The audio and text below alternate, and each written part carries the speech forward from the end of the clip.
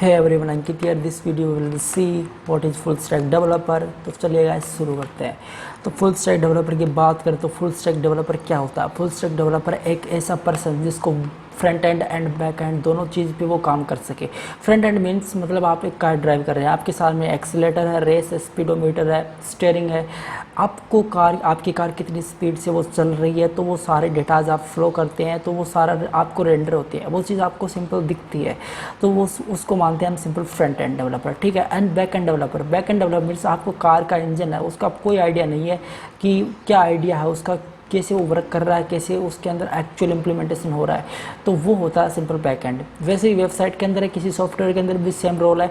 अगर आप front end के बारे में जानते हैं तो फ्रंट एंड के लिए जो लैंग्वेज यूज़ होती है मैं उसका यहाँ पे एक्सप्लेन कर लेता हूँ। और बैक एंड के बारे में बात करें तो बैक एंड के लिए सिंपल एक लैंग्वेज आप सेलेक्ट कर सकते हैं, तो PHP, पाइथन और भी बहुत सारे इसके फ्रेमवर्क है, नोड हो गया, तो आप उसके जस्ट इनसाइड रख के आप उस पर काम कर सकते हैं। ठीक है। अब बात करते हैं फ्रंट एंड की। फ्रंट एंड के अंदर सबसे टॉप पे आती है HTML। HTML क्या होता है? HTML आप वो कंटेंट जो आप लिखते हैं किसी जो आपको दिखाना है, तो वो किसी ब्राउज़र के अंदर किसी चीज़ के अंदर जो आपको दिखाना है, तो वो कंटेंट आप HTML के अंदर लिखते हैं किसी ब्राउज़र के अंदर, जैसे ओपेरा और क्रोम, फायरफॉक्स, सफारी, जो भी है, जितने भी हमारे ब्राउज़र्स होते हैं उस पर अगर आपको सिंपल कोई चीज़ रेंडर करवानी है तो वो चीज़ें होती है हमारी HTML के अंदर डिफाइंड। एंड सेकंड आती है CSS। जो आपने लिखा है, मान लीजिए आपने H1 के लिए अंदर कुछ कंटेंट लिखा है, अब उसको स्टाइलिंग करना है, उसको अलाइनिंग सेंटर लेफ्ट राइट जो भी करना है, और उसके बाद में सिंपल उसका कलर आपको डिफाइन करना है, या फिर आपको कोई उस पर बैकग्राउंड सेट करना है, शेडिंग करनी है, तो वो सारे डेटाज सारे प्रॉपर्टीज डेटा वैल्यूज वो डिफाइन किए जाते हैं CSS के अंदर। CSS का फुल फॉर्म होता है cascading style sheet, and HTML की फुल फॉर्म होती है हाइपर टेक्स्ट मार्कअप लैंग्वेज। जी हाँ, कंप्लीट और राइट। बात करते हैं जावास्क्रिप्ट के बारे में।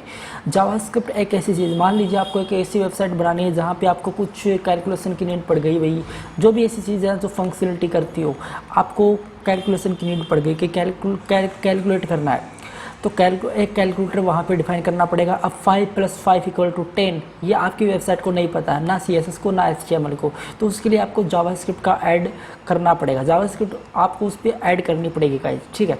तो ये सारी फंक्शनलिटी मिलके हम फ्रंट एंड कर सकते हैं। अब बात करें कुछ और फ्रेमवर्क की इसके अंदर, तो मान लीजिए बूटस्ट्रैप और जावा का है। बूटस्ट्रैप क्या है? बूटस्ट्रैप बेसिकली जो तीनों लैंग्वेज मैंने अभी तीनों के अपसाइड में बात करी, तो वो होती है जैसे हमारी HTML हो गई, CSS, जावास्क्रिप्ट, इन तीनों का एक कॉम्बिनेशन है बूटस्ट्रैप। अब बूटस्ट्रैप के अंदर कुछ क्लासेस प्री डिफाइंड है जहाँ पे आप उसका यूज़ करके सिंपल आपको मान लीजिए टेक्स्ट अलाइन CSS के अंदर लिखना पड़ता है टेक्स्ट अलाइन सेंटर। ठीक है। तो बूटस्ट्रैप के अंदर सिंपल लिखते हैं टेक्स्ट सेंटर। ठीक है। तो बूटस्ट्रैप के अंदर कुछ प्री डिफाइंड क्लासेस होती हैं जिसका आप यूज़ करके कुछ भी जिनका आप इंक्लूड करके कुछ भी आप इम्प्लीमेंटेशन या कुछ डेवलपिंग कर सकते हैं। देन हम बात करते हैं सिंपल jQuery की। jQuery एक जावास्क्रिप्ट रिलेटेड है और जावास्क्रिप्ट की ही लाइब्रेरी है jQuery। ठीक है।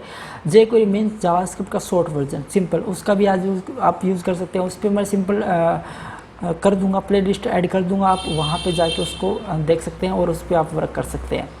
बात करें PHP की, मान लीजिए अगर आपको PHP पे वर्क करना है, तो PHP मान लीजिए आपको एक वेबसाइट क्रिएट करनी है जिसके अंदर आपका सिंपल कॉन्टैक्ट फॉर्म है, तो कॉन्टैक्ट फॉर्म की बात करें तो आपसे यूज़र से इनपुट ले रहे हो, और यूज़र से इनपुट लेके वो डेटा जहाँ पे यूज़र फिल कर रहा है उसको कहीं और दूसरी डायरेक्शन के अंदर इंटरेक्ट कर रहे हो, तो वो सिंपल काम होता है PHP का। पाइथन, PHP आप एक बैक एंड लैंग्वेज चूज़ कर सकते हैं, कोई भी प्रोग्रामिंग लैंग्वेज जो आप बैक एंड के लिए चूज़ कर सकते हैं। ठीक है। लेकिन मैं PHP ज़्यादा प्रेफर करूँगा क्योंकि PHP एक एक्चुअल इम्प्लीमेंट है, कुछ सेटअप वगैरह आपको उसमें ज़्यादा करना नहीं पड़ता है। ठीक है। तो उसके लिए आपको PHP यूज़ करना पड़ेगा। ठीक है। तो thank you guys, I hope आज का वीडियो आपको पसंद आया होगा। अगर थोड़ा सा भी आपको अच्छा लगा तो लाइक एंड शेयर सब्सक्राइब कर दीजिएगा। Thank you guys so much, take care.